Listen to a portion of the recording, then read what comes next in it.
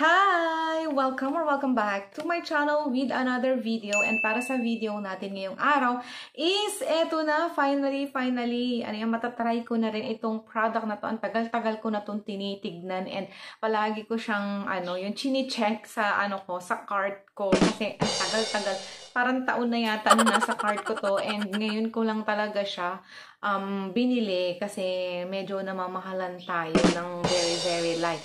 But this time, meron tayong nakuhang pa-free. Wow! Siyempre, isa tong whitening product. And kung interested ka, just keep on watching. I just wanna be happy tonight.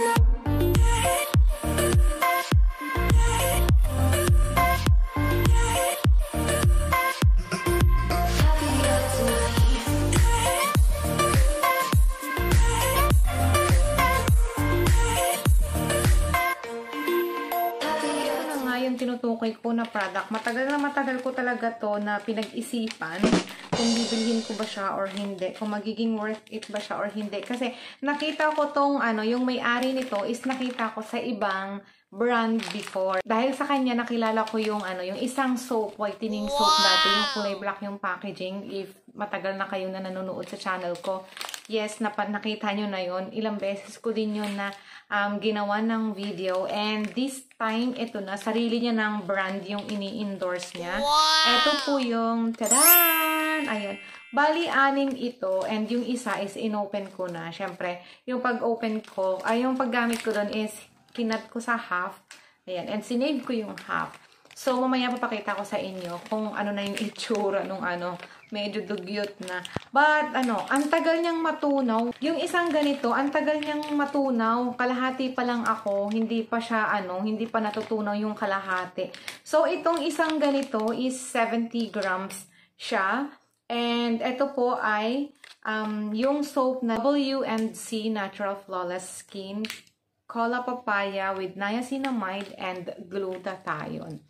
Ayan. Tapos, meron dito nakalagay na moisturizing, gentle exfoliation, and, syempre, yung gusto natin, yung whitening effect niya. So, hindi ko pa naman nakikita yung kanyang whitening effect. I think, na siya, parang may 1 week na yata na ginagamit ko itong product na to. So, dito sa likod niya, achieve that natural flawless skin. Tapos nakalagay dito yung kanyang ingredients and yung kanyang direction. Work the soap into a nice lather and apply into your face with your hands. Gently massage it into your skin with a circular motion for about 30 seconds. For best results, use natural flawless skin lotion and sunscreen. Tapos, nakalagay din dito yung kanyang storage. Ayan, syempre, wag nating i-impact o i-imbak doon sa, naaarawan or sa nababasa, ganyan. Basta doon sa somewhere na safe and hindi mapaglaruan ng mga bata. Tapos, nakalagay dito yung kanyang exclusively manufactured for Fancy Health and Beauty Products Trading. Ayan. And meron din siyang QR code. Trusted ko talaga yung yung may-ari nito. As in, ang tagal-tagal ko na siyang pinapanood. Sobrang ang daming basher nun, pero ang strong niya talaga. So, parang gusto ko maging kagaya nun na parang, yung pag binato siya ng mga masasakit na salita, wala lang. Parang tumatalbog-talbog lang sa kanya. Kasi, marami na rin siya mga pinagdaanan. What a strong woman talaga, diba? So, nakalagay din dito yung kanyang manufacture date and yung kanyang expiration date na sa 2026 pa. So, sobrang tagal. 6. Yung isang nito, set kasi or package ba? Basta ganoon, bundles of 6 ito. So, 5. Yung isa is inopen ko na, yung kalahati is nandoon pa nakasave pa, hindi ko pa siya nagagamit. So, yung first half pa lang yung nagagamit ko. And, ang isang nakakatuwa is nakakuha tayo ng kanilang bagong product, yung pinaka-free natin. Ito po yung kanilang Hybrid Essence Glow. Ayan. Tapos, may nakalagay na 8 Soothing Extract. Kaya may malaking 8 dyan. May nakalagay. Ito yung mga 8. Yung rose water, green tea, black ginseng, aloe vera. Yung aloe vera, sobrang favorite ko yung aloe vera. Kahit yung mga aloe vera gel, ganyan. Aloe vera mask, aloe vera. Basta ganon. May aloe vera, sobrang favorite ko. Tapos yung Centella Complex Chamomile, Witch Hazel Extract, and Hyaluronic Acids. So, ang claim niya is soothing, heals dry skin, acne, instant glow, and whitening. Wow! Tapos for dark spots. Ito po ay zero alcohol and Korean formulation din pala to. So, ito pong isang ganito is 100 ml siya. So, medyo maliliit. Nadudukling na ako. Dito sa likod niya is nakalagay yung kanyang direction. Hindi ko na lang siya i-read. Yung kanyang ingredients, syempre. Tapos, nakalagay din dito yung caution niya. So, siguro favorite na yung orange. Ayan. Meron tayong ni-review dati ng mga product na ang favorite is pink kasi lahat ng mga packaging niya is puro pink. Kailan na lang siya nag-add ng mga blue, ganyan, diba? But mostly is pink. And now naman is orange. Ayan. And ang cute naman ha. Ang ganda-ganda oh. Hindi ko pa siya natatry. Hindi ko pa siya ino-open.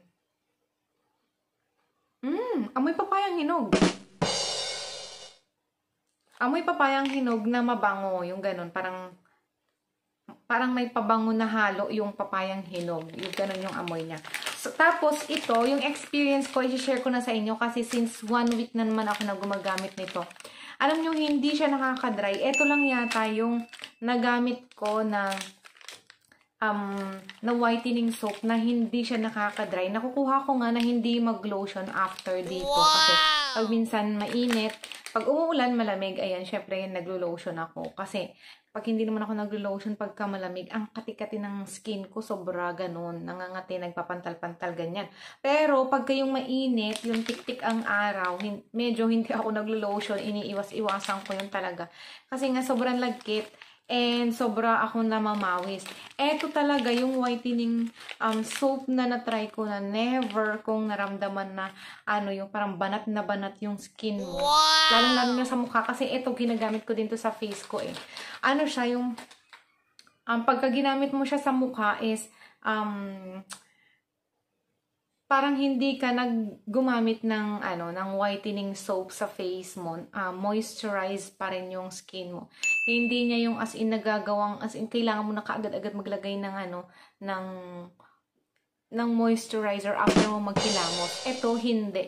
And ngayon for sure hindi niyo makikita. Papakita ko sa inyo yung naging effect niya. Nagmo-micro-peel ako, ganun. So, nakakatuwa siyang gamitin, di ba? And thankfully na finally, nagamit ko na ito, na-try ko na itong soap na to. And if you are one of the users din ng soap ni Miss Honey, si Miss Honey kasi yung nito eh, yung may-ari nito. Wala siyang kinuhang mga influencers o brand endorsers. Siya lang talaga. Wow! And sobrang sipag niya. Yung mga videos niya nasa mall siya mismo yung nagde-demo, siya mismo yung, basta ganun, siya mismo yung nag-endorse ng kanyang product. Ayan. Kung isa ka sa mga naging user ng soap na to, ano yung masasabi mo and yung naging experience mo about dito? Ganon din ba, pareho din ba tayo na hindi siya nakakabanat na banat yung skin mo and parang sobrang dry? Pero ito kasi hindi ko talaga na-experience na mag-dry yung skin ko after ko na gumamit nito. Yung right after talagang pagkalabas mo ng banyo o pagkagamit mo ng face mo. You can share your experience down below sa ating comment section. And syempre, kung gusto mo din na itry itong product na to, ilalagay ko po yung link niya sa ating description box. Stay beautiful and kita-kits on our next video. Bye-bye!